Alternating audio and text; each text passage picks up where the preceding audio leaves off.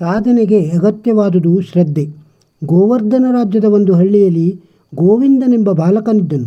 ಅವನು ಕಾಡಿಗೆ ದನಗಳನ್ನು ಹೊಡೆದುಕೊಂಡು ಹೋಗಿ ಅವುಗಳನ್ನು ಮೇಯಿಸಿಕೊಂಡು ಸಂಜೆಗೆ ಮನೆಗೆ ಬರುತ್ತಿದ್ದ. ಆತನಿಗೆ ಓದು ಬರಹ ಗೊತ್ತಿಲ್ಲ. ನಿರ್ಮಲ ಮನಸ್ಸಿನ ಮುಗ್ಧ ಬಾಲಕನಾಗಿದ್ದನು. ದಿನನಿತ್ಯದವನ ಕಾಯಕ ಹಸುಗಳನ್ನು ಮೇಯಿಸುವುದು, ಸಂಜೆ ಮನೆಗೆ ಕರೆದುಕೊಂಡು ಬರುವುದು. ಒಂದು ಬೆಳಗ್ಗೆ ಕಾಡಿನ ಸಮೀಪ ಹರಿಯುತ್ತಿದ್ದ ನದಿಯಲ್ಲಿ ವಾಸುದೇವನೆಂಬ ಬ್ರಾಹ್ಮಣನು ಸ್ನಾನ ಮಾಡಿ ದಡದಲ್ಲಿ ಕುಳಿತು ಸಂಧ್ಯಾವಂದನೆ ಪ್ರಾಣಾಯಾಮ ಮಾಡುವಾಗ ನೀರು ಕುಡಿಯಲು ಬಂದ ಈ ಬಾಲಕ ಕುತೂಹಲದಿಂದ ಇದನ್ನೇ ಗಮನಿಸುತ್ತಿದ್ದ. ಬ್ರಾಹ್ಮಣನು ತನ್ನ ವಿಧಿಗಳನ್ನು ಮುಗಿಸಿ ಹೊರಡಲು ಸಿದ್ಧನಾದನು. ಆಗ ಬಾಲಕನು ಓಡಿ ಬಂದು ಬ್ರಾಹ್ಮಣನ ಪಾದಗಳನ್ನು ಗಟ್ಟಿಯಾಗಿ ಹಿಡಿದು, ಸ್ವಾಮಿ, ಇದುವರೆಗೂ ನೀವು ಏನೂ ಮಾಡುತ್ತಿದ್ದೀರಿ, ನನಗೂ ತಿಳಿಸಿ ಎಂದು ಬೇಡಿಕೊಂಡನು. ಆ ಬ್ರಾಹ್ಮಣನು ತಾನು ಇದುವರೆಗೂ ಪೂಜೆ ಮಾಡುತ್ತಿದ್ದೆ ಎಂದು ಹೇಳಿದನು. ಸ್ವಾಮಿ, ಪೂಜೆ ಎಂದರೇನು, ನನಗೆ ವಿವರವಾಗಿ ಹೇಳಿ ಎಂದನು. ಬ್ರಾಹ್ಮಣನು ಪೂಜೆ ಎಂದರೆ ಸಂಧ್ಯಾವಂದನೆ ಮಾಡಿ ಗಾಯತ್ರಿ ಜಪ ಜಪಿಸಿ ಭಕ್ತಿಯಿಂದ ಪರಮಾತ್ಮನಲ್ಲಿ ಪ್ರಾರ್ಥನೆ ಮಾಡಿಕೊಳ್ಳುವುದು ಎಂದನು.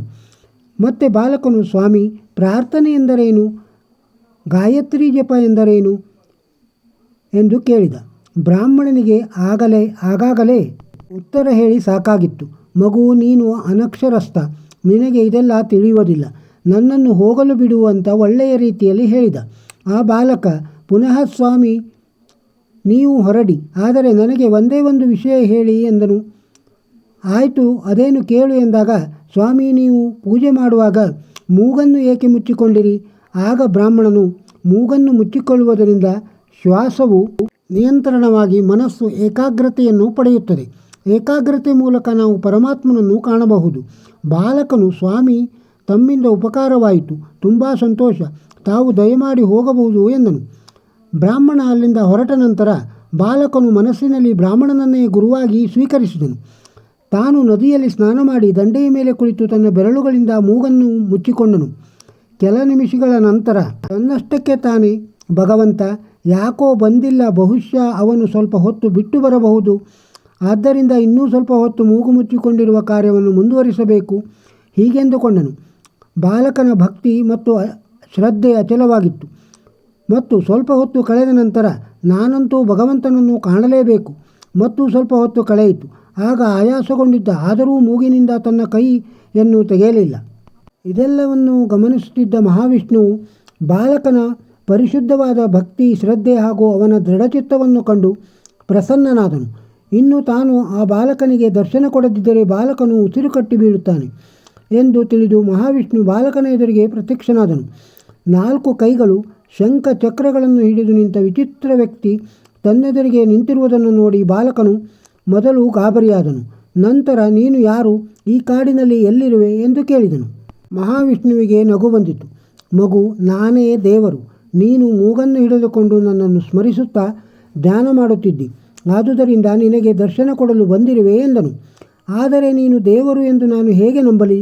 ಇದಕ್ಕೆ ಭಗವಂತನು, ನಾನು ಸತ್ಯವನ್ನೇ ಹೇಳುತ್ತಿದ್ದೇನೆ ಮಗು, ನೀನು ಬೇಕಾದರೆ ಪರೀಕ್ಷೆ ಮಾಡಿಕೊಳ್ಳಬಹುದು ಎಂದನು.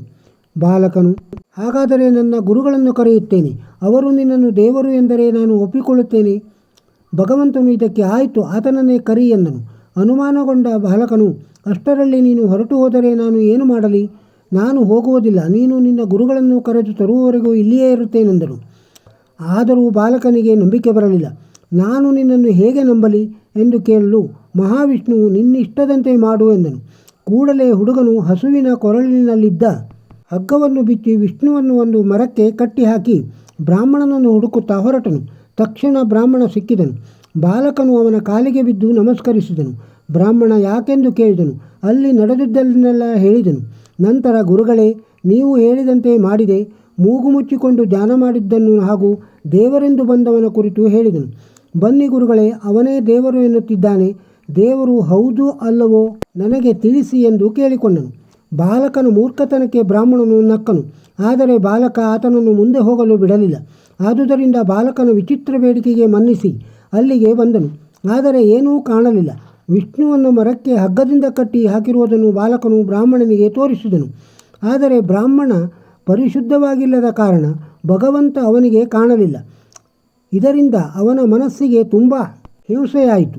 ಆದರೂ ಹುಡುಗನ ಕಾಟದಿಂದ ತಪ್ಪಿಸಿಕೊಳ್ಳಲು, ಹೌದು ಹೌದು, ನೀನು ಮರಕ್ಕೆ ಕಟ್ಟಿರುವುದು ದೇವರನ್ನೇ, ನನಗೆ ಚೆನ್ನಾಗಿ ಕಾಣಿಸುತ್ತಿದ್ದಾನೆ ಎಂದು ಸುಳ್ಳು ಹೇಳಿದನು. ಸಂತೋಷದಿಂದ ಬಾಲಕನು ಬ್ರಾಹ್ಮಣನಿಗೆ ನಮಸ್ಕರಿಸಿ ಕಳಿಸಿದನು ಮತ್ತು ಮರಕ್ಕೆ ಕಟ್ಟಿ ಹಾಕಿದ್ದ ಭಗವಂತನ ಕಟ್ಟನ್ನು ಬಿಚ್ಚಿದನು. ಬಾಲಕನು ದೇವರ ಮೇಲೆ ಇಟ್ಟಿರುವ ಶ್ರದ್ಧೆ, ಭಕ್ತಿ ಹಾಗೂ ನಂಬಿಕೆಗೂ ಮತ್ತು ಗುರುವಿನ ಮೇಲೆ ಇಟ್ಟಿರುವ ವಿಶ್ವಾಸಕ್ಕೆ ಮಹಾವಿಷ್ಣು ಪ್ರಸನ್ನನಾಗಿ, ನಿನಗೆ ಏನು ಬೇಕು ವರವನ್ನು ಕೇಳು, ಕೊಡುತ್ತೇನೆ ಎಂದನು. ಕೂಡಲೇ ಬಾಲಕನು, ಪ್ರಭು, ನನಗೇನು ವರಬೇಡ, ನನ್ನ ದೇಹವನ್ನು ಕಾಪಾಡುವ ಆಹಾರವನ್ನು ನಾನೇ ಸಂಪಾದಿಸಿಕೊಳ್ಳುತ್ತೇನೆ, ಆದರೆ ನನಗೆ ಒಂದು ವರವನ್ನು ಕೊಡು ಎಂದನು. ಅದು ಏನೆಂದರೆ ನಾನು ಮೂಗನ್ನು ನನ್ನ ಕೈಯಿಂದ ಮುಚ್ಚಿಕೊಂಡ ಕ್ಷಣವೇ ತಡಮಾಡದೆ ನನ್ನ ಮುಂದೆ ನೀನು ಬರಬೇಕು. ಇವತ್ತು ಮಾಡಿದ ಹಾಗೆ ತಡಮಾಡಬಾರದು ಎಂದನು. ಬಾಲಕನ ಮುಗ್ಧತೆ ಕಂಡು ವಿಷ್ಣುವಿಗೆ ಮಹಾದಾನಂದವಾಯಿತು. ಮಗು, ನಿನ್ನ ಇಚ್ಛೆಯಂತೆ ಆಗಲಿ ಎಂದನು. ಈಗ ಬಾಲಕನು ದಿನವೂ ಹಸುಗಳನ್ನು ಅಡವಿಗೆ ಕರೆದುಕೊಂಡು ಹೋಗಿ ಅವುಗಳನ್ನು ಮೇಯಲಿಕ್ಕೆ ಬಿಟ್ಟು ತಾನೂ ಸ್ವಲ್ಪ ದೂರದಲ್ಲಿ ನೆಲದ ಮೇಲೆ ಕುಳಿತು ಮೂಗನ್ನು ಮುಚ್ಚಿಕೊಳ್ಳುವನು. ಬಾಲಕನಿಗೆ ಕೊಟ್ಟ ವರದಂತೆ ವಿಷ್ಣು ಪ್ರತ್ಯಕ್ಷನಾಗುತ್ತಾನೆ. ಬಾಲಕ ಹಾಗೂ ವಿಷ್ಣು ಜೊತೆಯಾಗಿ ದಿನವಿಡೀ ಆಟ ಆಡುತ್ತಿದ್ದರು. ಪ್ರತಿನಿತ್ಯವೂ ಹೀಗೆ ನಡೆಯುತ್ತಿತ್ತು. ಹೀಗೆ 4-6 ವರ್ಷಗಳು ಕಳೆಯಿತು. ಒಂದು ದಿನ ಅದೇ ಮಾರ್ಗದಲ್ಲಿ ಬ್ರಾಹ್ಮಣ ಹೋಗುತ್ತಿದ್ದುದನ್ನು ಬಾಲಕ ನೋಡಿ ಓಡಿ ಬಂದು ನಮಸ್ಕರಿಸಿ, ಗುರುಗಳೇ, ನೀವು ನನಗೆ ದೇವರನ್ನು ತೋರಿಸಿ ಒಳ್ಳೆಯ ಮಾರ್ಗವನ್ನು ತೋರಿಸಿದಿರಿ ಎಂದು ಸಂತೋಷದಿಂದ ಹೇಳಿದನು. ಬಾಲಕ ಏನು ಹೇಳುತ್ತಿದ್ದಾನೆ ಎಂದು ಬ್ರಾಹ್ಮಣನಿಗೆ ಅರ್ಥವಾಗಲಿಲ್ಲ. ಯಾಕೆ ಈಗ ಈ ಮಾತು ಎಂದು ಬ್ರಾಹ್ಮಣ ಕೇಳಿದಾಗ ಬಾಲಕನು ಮೊದಲಿನಿಂದಲೂ ನಡೆದ ಎಲ್ಲ ಕಥೆಯನ್ನು ಹೇಳಿದನು. ಆಗ ಬ್ರಾಹ್ಮಣನು ತನಗೂ ದೇವರನ್ನು ತೋರಿಸುವಂತೆ ಕೇಳಿಕೊಂಡನು. ಹುಡುಗನು ಮೂಗನ್ನು ಮುಚ್ಚಿಕೊಂಡ ತಕ್ಷಣ ವಿಷ್ಣು ಪ್ರತ್ಯಕ್ಷನಾದನು. ತನ್ನ ಗುರುಗಳಿಗೆ ಪ್ರಭು ದರ್ಶನ ಕೊಡು ಎಂದು ಹೇಳಿದನು. ಆದರೆ ಆತನ ಹೃದಯವು ಬಾಲಕನಷ್ಟು ಪರಿಶುದ್ಧವಾಗಿರದೆ ಅವನ ಪಾಂಡಿತ್ಯದ ಗರ್ವವೇ ಅವನೊಳಗೆ ತುಂಬಿತ್ತು. ಆದ್ದರಿಂದ ಅವನಿಗೆ ಪ್ರಭುವಿನ ದರ್ಶನ ಆಗಲಿಲ್ಲ. ಹುಡುಗನು ತನ್ನ ಗುರುಗಳಿಗೆ ದರ್ಶನ ಕೊಡುವಂತೆ ವಿಷ್ಣುವನ್ನು ಪುನಃ ಬೇಡಿಕೊಂಡನು. ಆಗ ಭಗವಂತನು, ಮಗು, ಈತನು ಪರಿಶುದ್ಧ ಹೃದಯದವನಲ್ಲ, ಅದರಲ್ಲಿ ಬರೀ ಅಹಂಕಾರವೇ ತುಂಬಿದೆ. ಅಹಂಕಾರವನ್ನು ಬಿಟ್ಟರೆ ನನ್ನ ದರ್ಶನ ಸಿಗುವುದು ಎಂದನು. ಈ ಮಾತುಗಳು ಬ್ರಾಹ್ಮಣನಿಗೂ ಕೇಳಿತು. ಬ್ರಾಹ್ಮಣನು ಕ್ಷಣಮಾತ್ರದಲ್ಲಿ ತನ್ನೊಳಗಿರುವ ಮಮಕಾರ, ಅಹಂಕಾರ ಎಲ್ಲವನ್ನೂ ಹೆಸರಿಲ್ಲದಂತೆ ಕಾಯ, ವಾಚ, ಮನಸ ತ್ಯಜಿಸಿದನು. ಖಾಲಿ ಭಾವದಿಂದ ಬಿಕ್ಕಿ ಬಿಕ್ಕಿ ಅಳುತ್ತಾ ಹುಡುಗನ ಪಾದಗಳಿಗೆ ಎರಗಿದನು. ಮಹಾವಿಷ್ಣುವು ಪ್ರಸನ್ನನಾಗಿ ಬ್ರಾಹ್ಮಣನಿಗೂ ತನ್ನ ದರ್ಶನ ಕೊಟ್ಟನು. ಇಂತಹ ಭಕ್ತಿ, ಶ್ರದ್ಧೆ, ಅಚಲವಾದ ನಂಬಿಕೆ, ವಿಶ್ವಾಸಗಳಿಂದ ಬಾಲಕನಿಗೆ ಪ್ರಭುವಿನ ದರ್ಶನವಾಯಿತು. ಅಲ್ಲದೆ ಭಗವಂತನ ದರ್ಶನ ಭಾಗ್ಯವನ್ನು ಗುರುಗಳಿಗೂ ಕೊಡಿಸಿದನು. ಮೊದಲ ಬಾರಿಗೆ ಬ್ರಾಹ್ಮಣ ಹುಡುಗ ಏನೇನೋ ಮನಸ್ಸಿಗೆ ಬಂದಿದ್ದನ್ನು ಹೇಳಿದ್ದರೂ ಅದನ್ನೇ ನಂಬಿದ ಬಾಲಕನು ಅವರನ್ನೇ ಗುರುವಾಗಿ ಸ್ವೀಕರಿಸಿ ಗುರುವಾಕ್ಯದಂತೆಯೇ ಅಚಲ ಶ್ರದ್ಧೆ ಇಟ್ಟು ಸಾಧಿಸಿ ಭಗವಂತನನ್ನು ಸಾಕ್ಷಾತ್ಕರಿಸಿಕೊಂಡನು. ಇದೆಲ್ಲವೂ ಬಾಲಕನ ಶ್ರದ್ಧೆ, ಸಾಧನೆ, ನಂಬಿಕೆ, ಅಚಲ ವಿಶ್ವಾಸದಿಂದ ಆಗಿದ್ದು. ಶ್ರದ್ಧೆ ಇದ್ದರೆ ಸಾಧನೆ ಅಸಾಧ್ಯವಾದುದೇನೂ ಅಲ್ಲ. ಧರ್ಮದಲ್ಲಿ ಮುಖ್ಯವಾದುದನ್ನು ಗಮನವಿಟ್ಟು ಕೇಳು. ಆನಂದ ನಿಧಿಯಾದ ಗೋವಿಂದನಿಗೆ ಮನಸ್ಸನ್ನು ಅರ್ಪಿಸು. ತಂದೆ ಬೈಯೋದು ನಮ್ಮ ತಿಳುವಳಿಕೆಗಾಗಿ, ತಾಯಿ ಬೈಯೋದು ನಮ್ಮ ಬೆಳವಣಿಗೆಗಾಗಿ. ಸೃಷ್ಟಿಕರ್ತನನ್ನು ನಾವು ದೇವರು ಎಂದು ಕರೆಯುತ್ತೇವೆ. ಹಾಗಾದರೆ ನಮ್ಮನ್ನು ಸೃಷ್ಟಿ ಮಾಡಿರುವುದು ತಂದೆ ತಾಯಿ ಅಲ್ಲವೇ? ಈ ವಿಡಿಯೋದ ಮಾಹಿತಿ ನಿಮಗೆ ಇಷ್ಟವಾಗಿದ್ದರೆ ಒಂದು ಲೈಕ್ ಕೊಡಿ. ಇದನ್ನು ಬೇರೆಯವರಿಗೂ ಶೇರ್ ಮಾಡಿ.